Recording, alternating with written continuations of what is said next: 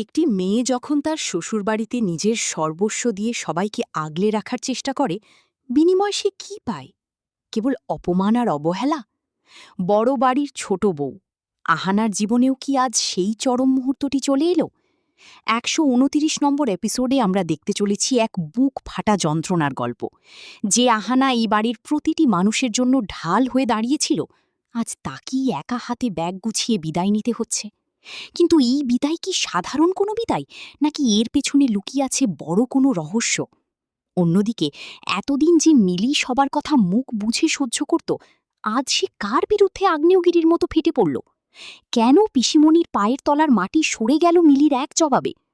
আজ কেবল সম্পর্ক ভাঙার গল্প নয়, আজ হলো নিজের অধিকার বুঝে নেওয়ার লড়াই। আহানার শেষ কথাগুলো কি তবে চিরতরে ঘর ভাঙার ইঙ্গিত? সবটা জানতে ভিডিওটি শেষ পর্যন্ত দেখুন, কারণ আজকের এপিসোড আপনার চোখের জল ধরে রাখতে দেবে না। বন্ধুরা, আজকের পর্বে আমরা এক অভূতপূর্ব পরিস্থিতির সাক্ষী হতে চলেছি। আহানা তৈরি হচ্ছে তার বাপের বাড়ি যাওয়ার জন্য। সে মা আর বড় দিদির কাছে বিদায় নিতে আসে। অর্জুনকে না জানিয়েই সে রওনা দিচ্ছে, কারণ সে চায় না তার জন্য কারো অফিসের কাজে কোনো ব্যাঘাত ঘটুক। বড় দিদি তাকে একা ছাড়তে ভয় পাচ্ছিলেন, এমনকি একটি টেম্পো ভাড়া করে দেওয়ার কথাও বলেন। কিন্তু আহানা স্পষ্ট জানিয়ে দেয়, সে বাড়তি কোনো খরচ করতে চায় না। দুটি ব্যাগে তার সাধের মূর্তিগুলো নিয়ে সে একাই যাওয়ার সিদ্ধান্ত নেয়। ঠিক সেই মুহূর্তে পিসিমণির তীব্র শ্লেষমাখা কথা পরিবেশকে আরও বিষাক্ত করে তোলে। তিনি আহানাকে তাচ্ছিল্য করে বলেন যে তার বাপের বাড়ির ওদিকের দোকানদার এই মূর্তিগুলো কোনোদিনই কিনবে না। শুধু তাই নয়, আহানা চলে যাওয়ার পর মা নির্দেশ দেন আঙিনার সমস্ত কাদামাটি পরিষ্কার করে ফেলতে, কারণ সম্মানের খাতিরে তিনি আর এই মূর্তি তৈরির কাজ বাড়িতে রাখতে চান না। এই অপমান আহানাকে বিদ্ধ করলেও সে আজ অনেকটা শান্ত। কিন্তু নাটকের আসল মোড় ঘোরে তখন, যখন মিলি আর মা রান্নাঘরে যাচ্ছিলেন। পিসিমণির অবিরাম খোঁচা আর আহানাকে কুলক্ষণী অপবাদ দেওয়ার মাঝে মিলি আজ আর চুপ থাকতে পারল না।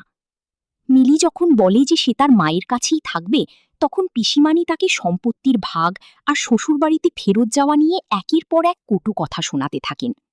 তিনি মিলিকে মনে করিয়ে দেন যে সে এখন বিধবা, তাই তার এভাবে ঘুরে বেড়ানো মানায় না।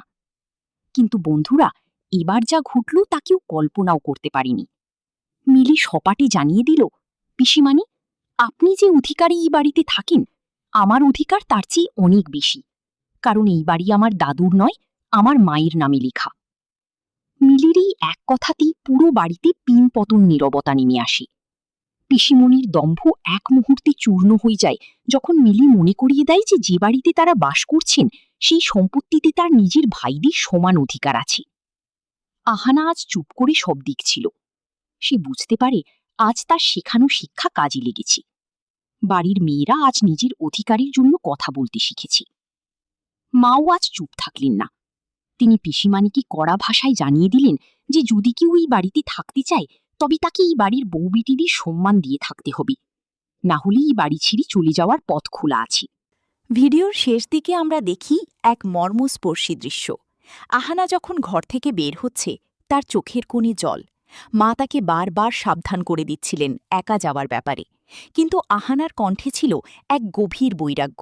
সে বলে ওঠে, মা, জীবনে তো একাই চলতে হয়।